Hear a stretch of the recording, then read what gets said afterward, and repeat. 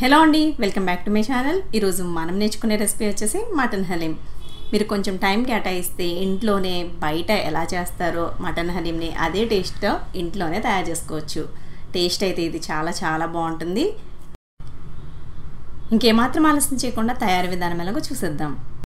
ముందుగా పెద్ద బౌల్ తీసుకుని అందులోకి 50 గ్రాములు ఎర్ర గోధుమ రవ్వ వేసుకోవాలి. ఇదైతే అస్సలు స్కిప్ చేయకూడదు. హలీంకి మనకి సాగడానికి ఇదే హెల్ప్ అవుతుంది. 1 టేబుల్ స్పూన్ కందిపప్పు, 1 టేబుల్ స్పూన్ ఎర్ర కందిపప్పు, 1 టేబుల్ స్పూన్ పచ్చిశనగపప్పు, 1 table spoon barley, 1 table spoon పెసరపప్పు, 1 టేబుల్ స్పూన్ మినప్పప్పు, 1 టేబుల్ స్పూన్ బాస్మతి రైస్ని వేసుకోవాలి. ఇప్పుడు ఇందులో వాటర్ వేసుకొని 2 సార్లు శుభ్రంగా కడిగేసి నేనైతే రాత్రంతా నానబెట్టుకున్నాను. కనీసం 5 నుంచి 6 గంటలైనా సరే ఈ పప్పులన్నీ కూడా నాననివ్వాలి. అప్పుడే బాగా ఉడుకుతాయి ఇవి. చూడండి, రాత్రంతా ఈ పప్పులన్నీ నానబెట్టుకున్నాను కదా, ఇవి బాగా నానిపోయినాయి. ఇప్పుడు వీటిని పక్కన పెట్టేసుకుందాం. తర్వాత స్టవ్ పైన కుక్కర్ పెట్టుకొని కుక్కర్లో 2 టేబుల్ స్పూన్లు నెయ్యి వేసుకోవాలి. నెయ్యి వేసుకొని కరిగిన తర్వాత మిరియాలు, దాల్చిన చెక్క, లవంగాలు, యాలకులు, బిర్యానీ ఆకు, షాజీరా వేసుకొని ఒకసారి వేగనివ్వాలి. 3 ఉల్లిపాయలని సన్నగా పొడుగ్గా కట్ చేసుకుని వేసుకోవాలి. ఇప్పుడు వీటిని లైట్ గోల్డెన్ బ్రౌన్ కలర్లోకి వచ్చేంత వరకు వేగనివ్వాలి. చూడండి, ఉల్లిపాయ ముక్కలు వేగిపోయినాయి. ఇప్పుడు ఇందులో 2 టేబుల్ స్పూన్ల అల్లం వెల్లుల్లి పేస్ట్ వేసుకొని పచ్చివాసన పోయేంత వరకు వేయించుకోవాలి. ఇప్పుడు ఇందులోకి నేను బోన్స్తో సహా 1/2 కిలో మటన్ని తీసుకున్నాను. మీరు కావాలనుకుంటే బోన్లెస్ తీసుకోండి, కానీ బోన్స్ మటన్ హలీంలో చాలా టేస్టీగా ఉంటాయి. ఇప్పుడు హై ఫ్లేమ్లో పెట్టుకుని 2 నిమిషాల పాటు మగ్గనివ్వాలి. ఇప్పుడు ఇలా మగ్గించుకున్న తర్వాత ఇందులో 3 టేబుల్ స్పూన్ల కారం, 1 టేబుల్ స్పూన్ ధనియాల పొడి వేసుకోవాలి. ఇందులో 1/2 స్పూన్ పసుపు, 3 పచ్చిమిర్చి వేసుకొని ఒకసారి కారం అన్నీ కూడా బాగా పట్టేటట్టుగా కలుపుకోవాలి.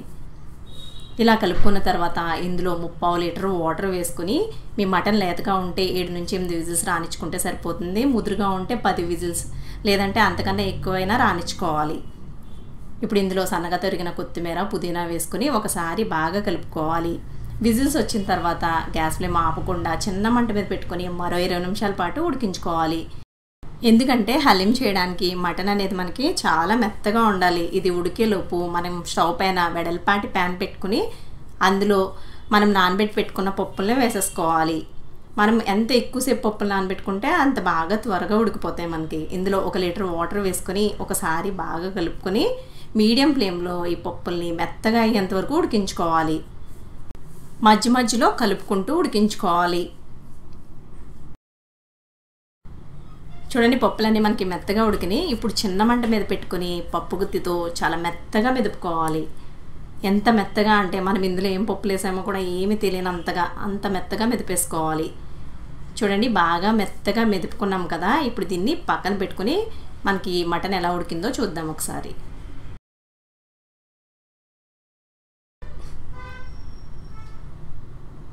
చూడండి, మనకి మటన్ పీస్ అనేది ఎలా ఉడికిందో చూద్దాం. ఇలా ఫోర్క్తో పట్టుకోగానే విడిపోతుంది కదా, ఇంత మెత్తగా మనకి మటన్ ఉడికిపోవాలి. ఇప్పుడు ఇందులో బోన్స్ని సెపరేట్ చేసేసుకుని ఇది మెత్తగా మెదుపుకున్న తర్వాత చివరిలో యాడ్ చేసుకోండి. ఇప్పుడు పప్పు గుత్తితో బాగా మెత్తగా అయ్యేంత వరకు మెదుపుకోవాలి. చూడండి, మనకి మెత్తగా అయింది కదా. ఇప్పుడు ఇందులో ఆల్రెడీ మనం ఉడికించి పెట్టుకున్న పప్పుల మిశ్రమాన్ని వేసేసుకోవాలి. ఇప్పుడు ఇవన్నీ కలిసేటట్టుగా పప్పు గుత్తితో చాలా మెత్తగా అయ్యేంత వరకు మెదుపుతూ ఉండాలి. ఇప్పుడు ఇందులో సన్నగా తరిగిన కొత్తిమీర, సన్నగా తరిగిన పుదీనా, గరం మసాలా అంటే యాలకులు, దాల్చిన చెక్క, మిరియాలు, లవంగాలు వీటిని పొడి చేసుకుని వేసుకోవాలి. రుచికి తగినంత ఉప్పు వేసుకుని బాగా కలుపుకొని పప్పు గుత్తితో మెత్తగా అయ్యేంత వరకు మెదుపుకోవాలి. ఇప్పుడు ఇందులో 4 టేబుల్ స్పూన్ల నెయ్యి కూడా వేసుకొని బాగా కలుపుతూ ఉడికించుకోవాలి. చూడండి, మనకి మటన్ హలీం మంచి కన్సిస్టెన్సీతో ఉడికిపోయింది కదా. ఇప్పుడు దీన్ని సర్వింగ్ ప్లేట్లోకి తీసేసుకుందాం. దీనిపైనుంచి ఆయిల్లో ఎర్రగా వేయించుకున్న ఉల్లిపాయలని వేసుకోవాలి. ఇంకా దీనిపైన కరిగించుకున్న నెయ్యిలో వేయించిన జీడిపప్పు, పుదీనా కొత్తిమీరతో గార్నిష్ చేసుకొని దానిపై నుంచి కొంచెం నిమ్మరసం చల్లుకుని తింటే చాలా చాలా టేస్టీగా ఉంటుంది మటన్ హలీం. ఫ్రెండ్స్, మా వీడియో మీకు నచ్చిందనే అనుకుంటున్నాను. నచ్చితే ఒక లైక్ ఇవ్వడం మర్చిపోకండి. మరిన్ని కొత్త వీడియోస్ కోసం ఛానల్ని సబ్స్క్రైబ్ చేసుకోండి.